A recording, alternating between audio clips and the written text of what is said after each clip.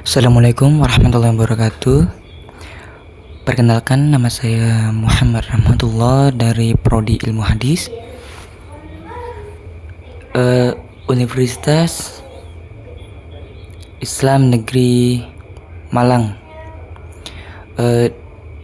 Di sini saya mau menjelaskan cara atau langkah-langkah cara mentakhrij hadis dengan dua metode.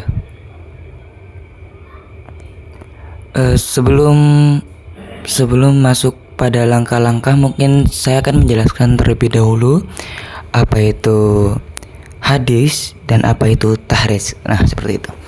Nah, jadi hadis itu adalah segala sesuatu yang disandarkan kepada Nabi Muhammad Sallallahu Alaihi Wasallam.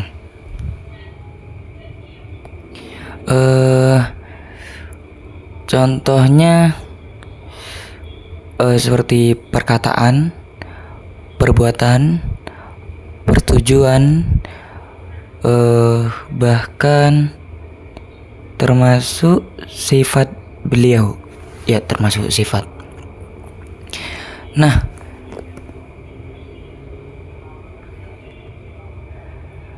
hadis ini menjadi sumber hukum Islam kedua setelah Al-Quran.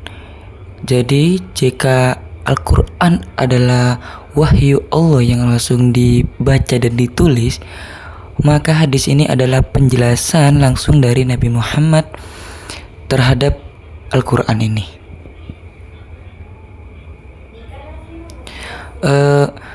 Tadi kan ada 3 ya, ada perbuatan, persetujuan, perkataan. Nah, contoh hadis perkataan itu seperti apa?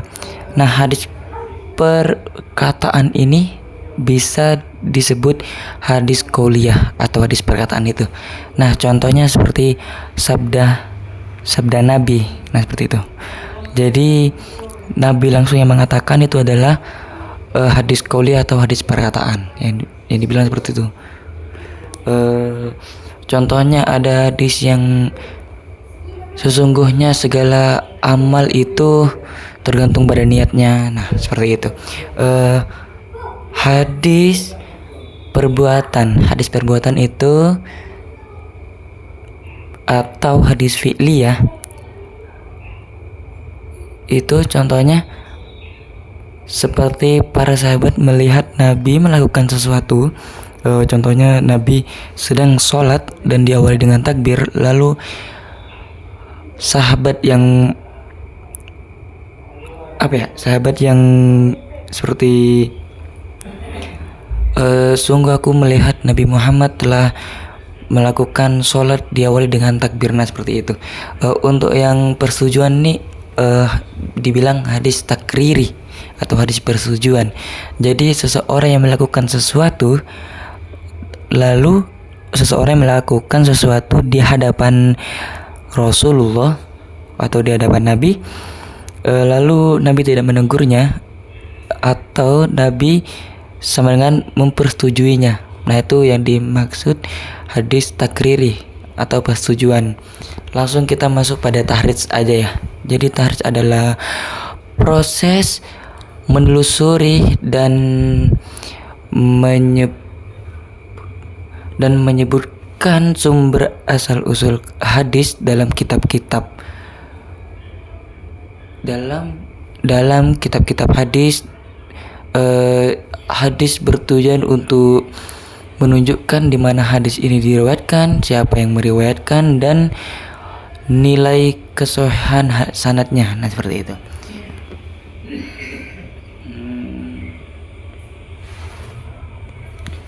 Misal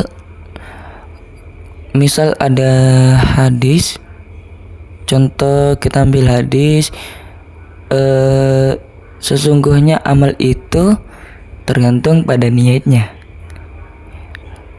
Lalu kamu bertanya, dari mana hadis ini berasal? Siapa yang meriwayatkannya? Seperti itu. Maka apakah hadis ini sahih? Nah, jawaban dari pertanyaan itu disebut tahrid? Nah, jawabannya mungkin seperti ini. Nah ya, hadis ini diriwayatkan oleh Bukhari dalam Sahih Al-Bukhari nomor 1. Hadis ini statusnya sahih, diriwayatkan oleh Umar bin Khattab. Nah, seperti itu. Dan diriwayatkan juga oleh Muslim dalam sahihnya nomor berapa. Nah, seperti itu. Jadi contohnya seperti itu ya. Tujuan tahrid.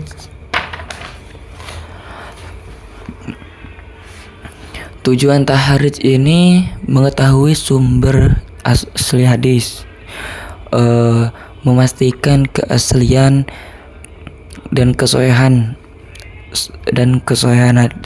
hadisnya, melacak jalur sanad dan matan atau isi hadis, menilai kualitas perawi.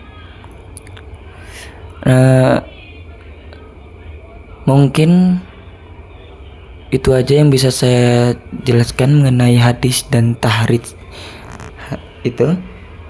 Lalu di sini saya akan memberikan langkah-langkah cara mentahrid dengan 2 metode. Yang pertama, saya akan menggunakan metode maudhu'i. Yang kedua, saya akan menggunakan metode bil lafdi. Ya, bil lafdi. Apa sih metode maudhu'i itu? Jadi, tahrid hadis secara maudhu'i adalah menelusuri hadis-hadis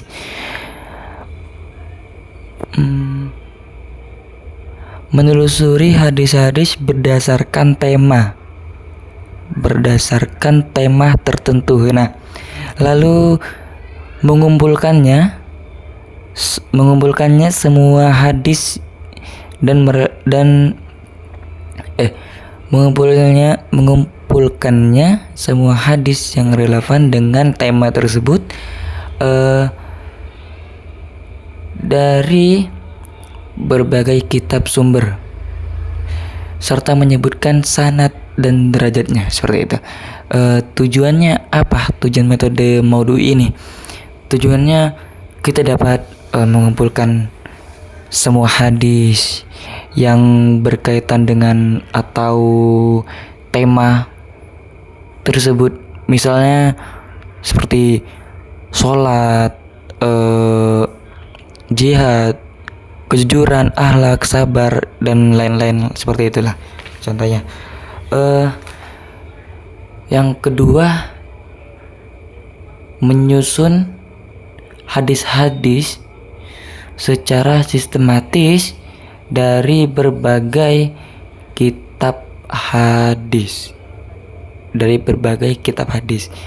Yang ketiga, menilai sanad dan status hadis. Apakah hadis ini sahih? Apakah hadis ini dhaif? Apakah hadis ini hasan? Nah, seperti itu. Yang keempat, menganalisis isi hadis secara menyeluruh berdasarkan seluruh riwayat yang ada. Jadi kita mengambil tema untuk mentahrid. Ini metode yang lumayan mudah. Kenapa lumayan mudah? Karena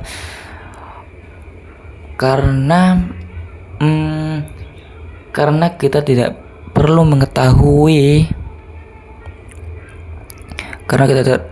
mengetahui mengenal perawinya jika ingin mentahrid hadis dengan metode ini. Dengan hadis yang ingin kita cari, dengan hadis yang ingin kita tahrid, kita bisa mentahrid hanya dengan tema. Tema sendiri mempunyai cara dalam pencariannya.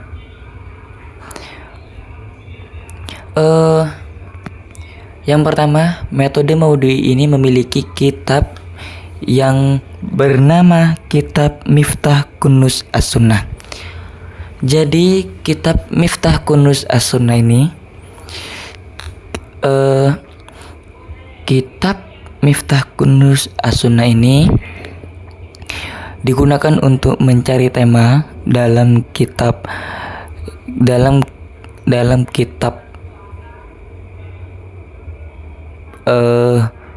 mencari tema dan diberikan cara pengambilan tema. Nah, seperti itu. Mencari bab, mencari kitab dan pencarian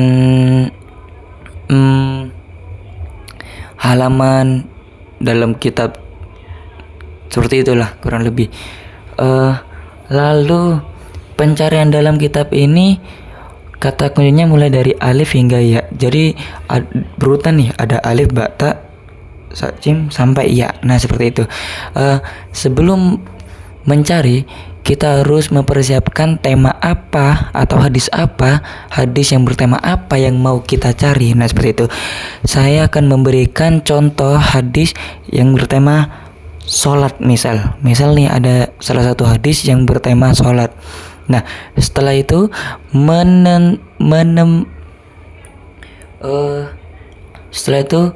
menentukan tema yang kita cari. Di sana kita dapat menemukan rumus dalam kitab induk. Pada tema sholat atau tema yang mau kita cari, di dalam ada pencarian seperti bab dengan rumus ba, kitab dengan rumus kaf, dan ada nomor hadisnya. Mungkin kurang lebih seperti itu metode Maudu'i, langkah-langkahnya. Lanjut aja kita pada metode yang kedua, yaitu metode Bilafdi. Bilafdi, apa itu tahrid? Mentahrid dengan metode Bilafdi. Metode tahrid Bilafdi adalah cara menelusuri hadis berdasarkan lafadz atau teks hadisnya. Jadi secara langsung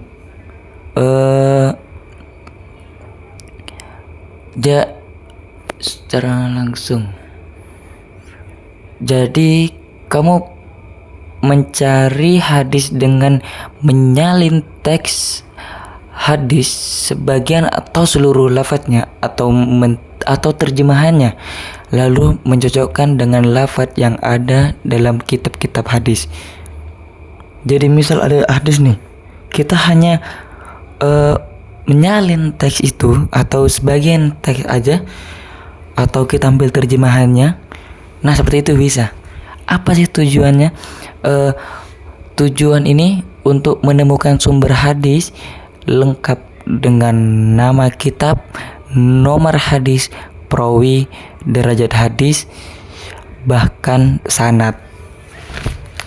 Ya, bahkan sanad.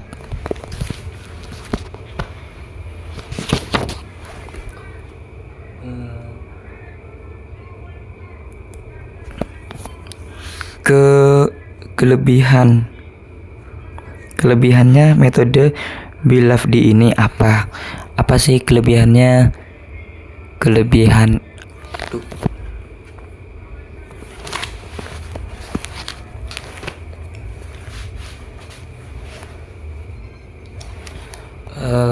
Mungkin kelebihannya ini aja ya, lebih cepat dan lebih praktis.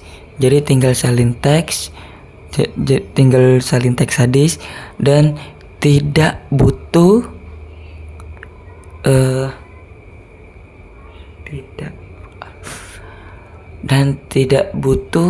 analisis tema, fokus hanya pada lafadznya aja.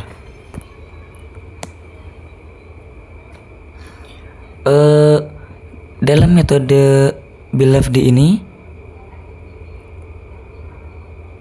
kita membutuhkan kitab Mu'jam al-Mufarros. Kitab Mu'jam al-Mufarros. Nah, di mana isi dalam kitab tersebut memberikan informasi pencarian dengan beberapa lafaz, dan kitab ini berisi referensi dari referensi hadis-hadis yang akan kita cari pada kitab induk nantinya. Langkah-langkah cara mentahridnya cukup mudah ya. Hadis ini menggunakan metode bilafdi. Contoh, saya ngambil contoh hadis yang menggunakan hadis. Contoh hadisnya kita pakai innama a'malu binniyat lah. Innama a'malu binniyat. Kita tidak perlu mengetahui arti dari matan tersebut apa sih artinya, kita tidak perlu. Jadi untuk mencari sama dengan kata kunci yang kitab yang tadi dari alif ba ta hingga ya, jadi kita harus agak sabar ya untuk mencarinya karena lumayan banyak di situnya. Nah, setelah itu kita akan mendapatkan beberapa kata yang mirip dengan hadis tersebut atau hadis yang mau kita cari. Dan di dalam kitab, dan kita bisa mengetahui dan melihat rumus dalam lafaz tersebut seperti sebelumnya di dalam kitab Miftah Kunuz As-Sunnah di metode Maudhu'i tadi, di sana kita mendapatkan rumus. Seperti ba adalah Bukhari, jim adalah An-Nasa'i kalau gak salah. Nah, seperti itulah kurang lebih. Jadi setiap para imam di sana atau para perawi di sana ada rumusnya tersendiri. Jadi misal kita mencari ada di kitab mana atau di jadi ada rumusnya tersendiri. Sama seperti Mu'jam Al-Mufarras ini, Miftah Kunuz As-Sunnah dan Mu'jam Al-Mufarras. Jadi di akhir nantinya kita bakal ketemu dengan rumus-rumus seperti itu.